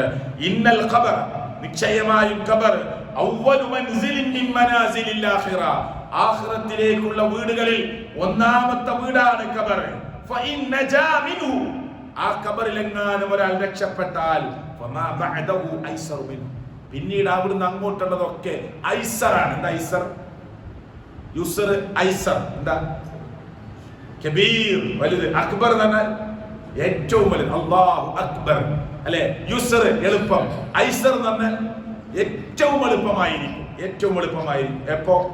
ഈ ഖബറിൽ ഫഇൻ നജാ മിൻഹു ഫമാ ബഅദഹു അവിടെ എങ്ങാനും രക്ഷപ്പെട്ടു കഴിഞ്ഞാൽ പിന്നീട് അവിടുന്ന് അതിനുശേഷമുള്ള എല്ലാം അവനെ സംബന്ധിച്ചിടത്തോളം ഐസറായിരിക്കും എന്ന് പറഞ്ഞാൽ ഏറ്റവും എളുപ്പമായിരിക്കും. അവിടെ എങ്ങാനും ഒരാൾക്ക് ഉത്തരം കിട്ടാതെ പരാജയപ്പെട്ടു പോയാൽ അവിടുന്ന് അങ്ങോട്ടുള്ള ഓരോ രംഗവും അശദ്ദു മിൻഹു പിന്നെ അതിന്റെ കാഠിന്യം പറഞ്ഞറിയിക്കാൻ പറ്റാത്തതാണ്. അള്ളാഹു നമ്മെ കാത്ത് രക്ഷിക്കുമാറാകട്ടെ. ഇത് ഇമാം തിർമിദി ധരിക്കുന്ന ഹദീസാണ്. ഇമാം നസായി ധരിക്കുന്ന ഹദീസ് കാണാം, ഇമാം മുസ്ലിം ധരിക്കുന്ന ഹദീസ് കാണാം റഹ്മത്തുള്ളാഹി അലൈഹി. അപ്പോൾ ഖബർ എന്നത് തന്നെ സുഹൃത്തുക്കളെ എത്ര വിശദീകരിക്കേണ്ടതാണ്. ഈ ക്ലാസിന്റെ തുടർച്ച എന്ന നിലയ്ക്ക് ഇൻഷാ അല്ലാഹ് അടുത്ത ക്ലാസ്സിൽ അവിടുന്ന് അങ്ങോട്ട് ചില കാര്യങ്ങൾ നമുക്ക് പറയാനുണ്ട്. അപ്പം മരണം പ്രിയപ്പെട്ടവരെ ഈ മനുഷ്യന്റെ ചെരുപ്പിന്റെ വാറ് നമ്മുടെ ശരീരത്തിലേക്ക് എത്ര ചേർന്ന് കിടക്കുന്നുവോ അത്രത്തോളം അടുത്ത് കിടക്കുന്ന ഒന്നാണ്. നമ്മുടെ ചെരുപ്പിന്റെ വാറ് എത്രത്തോളം നമ്മുടെ ശരീരവുമായി അടുത്ത് കിടക്കുന്നോ അത്രത്തോളം അടുത്ത് കിടക്കുന്ന ഒന്നാണ്. നമ്മുടെയൊക്കെ ഡേറ്റ് അല്ലാഹ് മലക്കുൽ മൗത്തിന് കൊടുത്തിട്ടുണ്ട്. ഒരാൾ മരിക്കേണ്ടത് ഇന്ന് UAE-യിലുള്ള ആള്, ഇന്ന് കുവൈത്തിലുള്ള ആള്, ഇന്ന് ബഹ്റൈനിലുള്ള ആള്, ഇന്ന് സൗദിയിലുള്ള ആള് അല്ല. ലണ്ടനിൽ കിടക്കുന്ന അല്ലെങ്കിൽ യൂറോപ്യൻ രാജ്യങ്ങളിൽ കിടക്കുന്ന ആഫ്രിക്കൻ രാജ്യങ്ങളിൽ കിടക്കുന്ന ഒരാൾ ഇവിടുന്ന് മരിക്കേണ്ടത് ഇന്ന ദിവസം ഈ നാട്ടിൽ നിന്നാണെങ്കിൽ സർവശക്തനായ റബ്ബ് അയാളിപ്പോൾ വിചാരിച്ചിട്ട് പോലും ഉണ്ടാവില്ല എനിക്ക് അടുത്ത ആഴ്ച നാട്ടിലെത്തണമെന്ന്. പക്ഷെ അയാളുടെ മനസ്സിൽ തോന്നിക്കും ഇവിടുന്ന് മരിക്കാൻ ലീസ്റ്റ് അല്ല കൊടുത്തതെങ്കിൽ അയാൾ ആ സമയമാകുമ്പോൾ ഇവിടെ എത്തും. അതാ പറഞ്ഞ എയർപോർട്ടിൽ നിന്ന് മരിച്ചു, മരിക്കാനായിട്ട് നാട്ടിലേക്ക് വന്നു, മരിക്കാനായിട്ട് സൗദിയിലേക്ക് പോയി എന്നൊക്കെ പറയാ ആളുകള് അല്ലേ. കൊണ്ടൊരു വിധി എന്നാണ് നമ്മൾ പറയാ. അത് പടച്ചോ ലിസ്റ്റ് ചെയ്തിട്ടുണ്ട് അവിടെ എത്തും നമ്മള്. പിന്നെ ഒരു സെക്കൻഡ് പോലും വലൻ യുഅഖിറല്ലാഹു നഫ്സൻ ഇദാ ജാഅ അജലുഹാ. അവധി എത്തിയാൽ പിന്നെ നീട്ടിക്കൊടുക്കുന്ന പ്രശ്നമേ ഇല്ല. അതുകൊണ്ട് ഈ മരണത്തിന് ഒരുങ്ങി അതെങ്ങനെ ആസ്വാദകരമാക്കുക? എങ്ങനെ ആസ്വാദകരമാക്കുക? ഈ ഭൂമി ചെറുതാന്ന് പഠിക്കുക. അതിനാ തുടക്കത്തിൽ എന്ത് പറഞ്ഞത്? അദ്ദുനിയ മസ്റഅത്തുൽ ആഖിറ. ഇതൊരു പൊതുപരിപാടിയുള്ള പ്രസംഗമല്ല. ഇതിൽ പറഞ്ഞ ചില ഹദീസും ചില ആയത്തൊക്കെ നമ്മുടെ മനസ്സിൽ ഉണ്ടാവണം. അതിനകത്തൊരു ക്ലാസ് പോലെ പറയുന്നത് അദ്ദുനിയ സിജ്നുൽ മുഅ്മിൻ, ഇത് മുഅ്മിനിന്റെ ജയിലാണ്. വജന്നത്തുൽ കാഫിർ, സത്യത്തെ നിഷേധിച്ചവന്റെ സ്വർഗ്ഗാണ്. നമ്മളെ സംബന്ധിച്ചിടത്തോളം ജയിലാണ്. ജയിലിൽ കുറേ പരിധികളും പരിമിതികളൊക്കെ ഉണ്ട്. എപ്പോഴും കാണാൻ പറ്റുമോ? പറ്റൂല. എപ്പോഴും പുറത്തേക്ക് ഇറങ്ങാൻ പറ്റുമോ? പറ്റില്ല. അതുപോലെ മുസ്ലിമിന് ഈ ഭൂമി ഒരു ജയിലാണ്. എല്ലാ സ്ഥലത്തും നമുക്ക് പോകാൻ പറ്റൂല, എല്ലാം നമുക്ക് കാണാൻ പറ്റൂല. ഒരു ഭാര്യ ഭർത്തൃ ജീവിതത്തിൽ എല്ലാ ലിമിറ്റും അതിൽ ലംഘിക്കാൻ പറ്റൂല. അവിടെ പടച്ചോൻ ലിമിറ്റ് വെച്ചിട്ടുണ്ട്. കണ്ടോ? എല്ലാ സ്ഥലത്തും മുസ്ലിമിന് മുഅ്മിനിന് മുഖ്ലിസിന് അല്ലാഹു ചില ലിമിറ്റുകൾ, പരിധികൾ, പരിമിതികൾ അല്ലാഹു വെച്ചിട്ടുണ്ട്. അവിടെ വരെ പോകാനേ നമുക്ക് പറ്റൂ. പിന്നെ എല്ലാം ആസ്വദിക്കുന്ന ഒരു ലോകമാണ് നാളെ വരാനിരിക്കുന്ന പരലോകം. അത് ഇച്ഛിക്കുന്നതെല്ലാം തരുന്നതാണ്. ഇൻഷാ അല്ലാഹ് നമുക്ക് ഓരോ വിഷയമായിട്ട് വരുമ്പോൾ അത് പറയും. ആഗ്രഹിക്കുന്നതെല്ലാം നമുക്ക് കിട്ടുന്നതാണ്. അവിടേക്ക് വേണ്ടി പരിശ്രമിക്കാൻ ഈ ഭൂമി തിൽക്കദ്ദാറുൽ ആഖിറ എന്താ നജഅലുഹാ ലില്ലദീന ലാ യുരീദൂന ഉലുവൻ ഫിൽ അർളി വലാ ഫസാദ.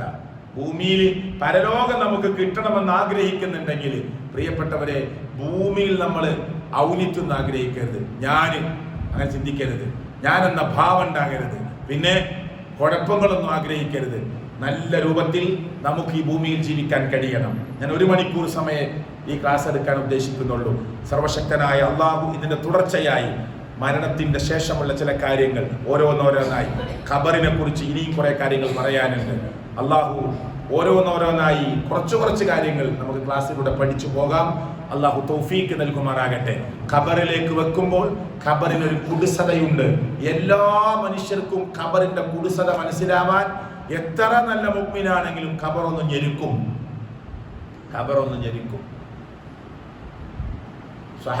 ചില സ്വഹാബികളുടെ മരണത്തിന് മലായിക്കത്തുകൾ വരെ ഹാജരായി. എന്നിട്ട് മയ്യത്തുണ്ടോ നബി ഇങ്ങനെ കരഞ്ഞു. അപ്പൊ ചോദിച്ചപ്പോ പറഞ്ഞു, അയാളെ ഖബറിലേക്ക് വെക്കുമ്പോൾ ആ ഖബർ അയാളെ ഞെരുക്കുന്നത് ആലോചിച്ച് ഞാൻ കരഞ്ഞതാണ് എന്ന്. കണ്ടോ? മലായിക്കത്തുകൾ വരെ ധാരാളമായി അവിടെ സാന്നിധ്യമുണ്ട് എന്ന് അറിയിച്ചിട്ട് പോലും റസൂൽ കരീം സല്ലല്ലാഹു അലൈഹി വസല്ലം പറയാണ്, സുഹൃത്തുക്കളെ, ഈ ഖബറിൽ ചോദ്യം ചോദിക്കുന്ന സമയമുണ്ടല്ലോ. പറഞ്ഞില്ലേ, മറബുക്കാൻ ചോദിക്കുന്ന ചോദ്യം, മാ ദീനുക്കാൻ ചോദിക്കുന്ന സമയം, ഈ ചോദ്യങ്ങൾ ചോദിക്കുന്ന സമയം ഇത് റസൂലുള്ളാഹി ഹദീസിൽ പറഞ്ഞ എന്താ അറിയോ? ഇത് കേൾക്കും ഇല്ല സഖലൈനി, 2 ടീം ഒഴിച്ച് ബാക്കി എല്ലാവരും കേൾക്കുന്ന. അതിന്റെ പരിസരത്തുള്ള 2 ടീം കേൾക്കൂല, ബാക്കി കേൾക്കും. മൃഗങ്ങൾക്കൊക്കെ അത് മനസ്സിലാവുന്ന ഈ ഖബറിൽ ചില പ്രശ്നങ്ങൾ നടക്കുന്നുണ്ട്. ഇവിടെ പറഞ്ഞത് ഹദീസിലോ ഇല്ല സഖലൈനി, 2 ടീം കേൾക്കൂല എന്നാണ്. സ്വഹാബത്ത് ചോദിച്ചു, ആരാണ് നബി അത്? മുഹമ്മദ് റസൂൽ കരീം സല്ലല്ലാഹു അലൈഹി വസല്ലം പറയാ, അതൊന്ന് മനുഷ്യനാണ്, ഒന്ന് ജിന്നാണ്. ഇവരെ അല്ലാഹ് കേൾപ്പിക്കണില്ല. മനസ്സിലായില്ലേ? അതാ ഖബറിന്റെ അടുത്ത് കൂടി നടന്നു പോകുമ്പോൾ റസൂലുള്ളാഹി ചോദിച്ചു സല്ലല്ലാഹു അലൈഹി വസല്ലമ, പടച്ചോന്റെ വഹീ പ്രകാരം പടച്ചോൻ അറിയിച്ചു കൊടുത്തിട്ട് ചോദിച്ചില്ലേ, ഈ ഖബറിൽ ആരാണ്? അല്ലാഹുവിന്റെ റസൂൽ ചോദിച്ചില്ലേ സല്ലല്ലാഹു അലൈഹി വസല്ലമ. അപ്പൊ സഹാബത്ത് എന്തിനാ അങ്ങനെ ചോദിക്കണതെന്ന് ചോദിച്ചു. ഈ ഖബറിൽ കിടക്കുന്ന ആൾക്ക് ഭയങ്കര ശിക്ഷ ഈ ഖബറിൽ കിട്ടുന്നുണ്ട്, അത് സഹിക്കാൻ പറ്റില്ല. നിങ്ങളെങ്ങാനും ഖബറിൽ നടക്കുന്ന ശിക്ഷയെ കുറിച്ച് അറിഞ്ഞിരുന്നുവെങ്കിൽ എന്ന് പറഞ്ഞിട്ട് പറഞ്ഞു കൊടുക്കുകയാണ്.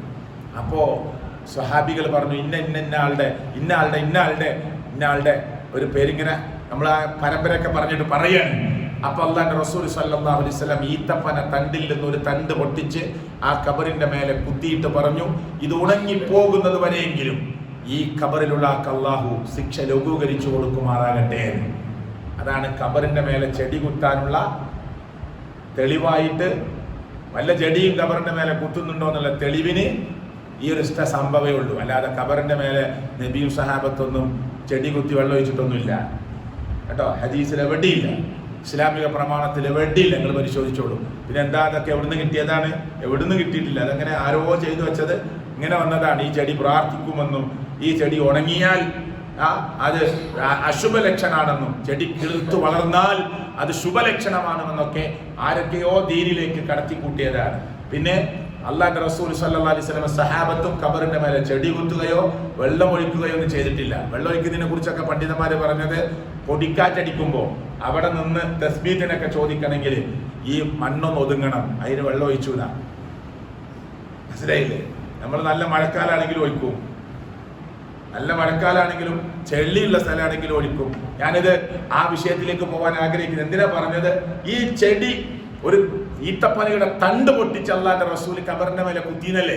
എന്നിട്ട് എന്താ പറഞ്ഞത്, ഇത് ഉണങ്ങിപ്പോണ സാധന, വേര് പിടിക്കേണ്ട സാധനമല്ല, ഉണങ്ങിപ്പോകുന്നതാ കുത്തിയിട്ടുള്ളത്. ഇത് ഉണങ്ങിപ്പോകുന്നത് വരെയെങ്കിലും ഈ ഖബറാളികൾക്ക് അള്ളാഹു ശിക്ഷ കുറച്ചു കൊടുക്കട്ടെ എന്ന് അള്ളാഹുവിന്റെ റസൂൽ സല്ലല്ലാഹു അലൈഹി വസല്ലം ആഗ്രഹിച്ചു. 2 ഖബറില്, ഒന്നില് മൂത്രയിച്ചിട്ട് നേരെ മര്യാദക്ക് കഴുകാത്ത ആളാണെന്നാണ് അള്ളാഹുവിന്റെ റസൂൽ പറഞ്ഞത്. എന്തിനാണ് എന്ത് പേരിലാണ് ഈ ഖബറിൽ താക്ക് കടുത്ത ശിക്ഷ കിട്ടുന്ന വെച്ചപ്പോ നേരെ മൂത്രയിച്ചിട്ട് നേരെ മര്യാദക്ക് കഴുകാത്ത ആളാണെന്നാണ് റസൂൽ പറഞ്ഞു. മൂത്രയിക്കും നേരെ കഴുകൂല. നല്ല ടൈറ്റുള്ള പാൻറ്റൊക്കെ ഇട്ട് മൂത്രയിക്കാനൊക്കെ ഇരിക്കുന്ന ആളുകൾ ശരിക്കും ചിന്തിക്കണം കേട്ടോ, ശരിക്കും ചിന്തിക്കണം, ശരിക്കും ആലോചിക്കണം. ഖബറിൽ നമ്മൾ ഒറ്റക്കായിരിക്കും.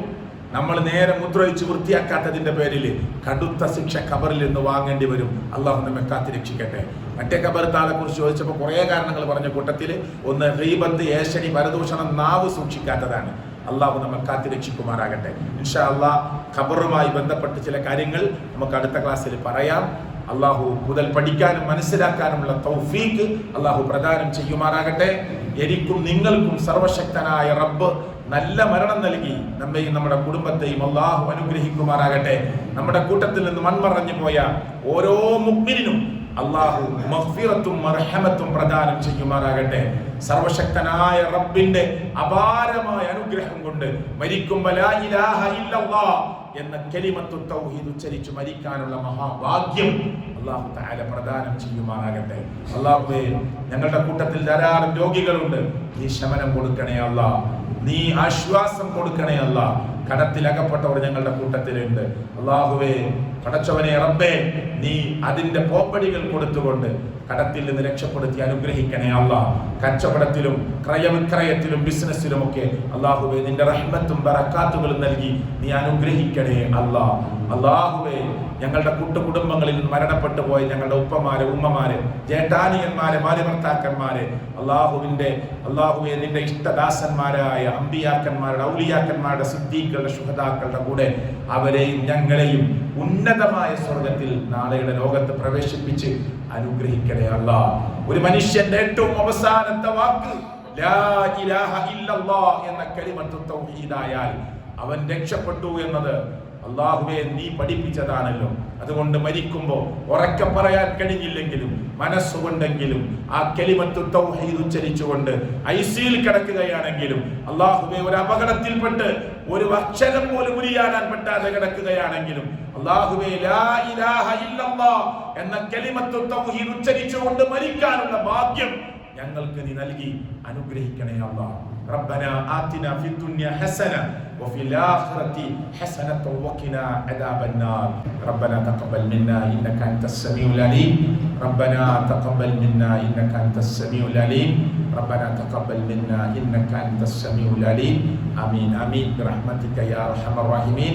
سبحانك اللهم وبحمدك أشهد أن لا إله إلا أنت أستغفرك وأتوب إليك. السلام عليكم ورحمة الله.